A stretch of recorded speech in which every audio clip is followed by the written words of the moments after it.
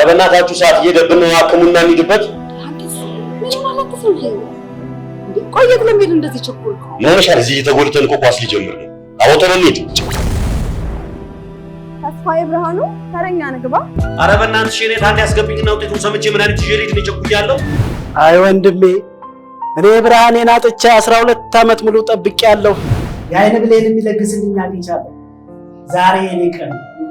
የአይን ብሌን ችግር በተለያዩ ምክንያቶች የሚከሰት ሲሆን ብርሃንን ያሳጣል በኢትዮጵያ ከግማሽ ሚሊዮን በላይ ሊድን በሚችል በአይን ብሌን ጠባሳ ምክንያት ብዙዎች ብርሃናቸውን አጥተዋል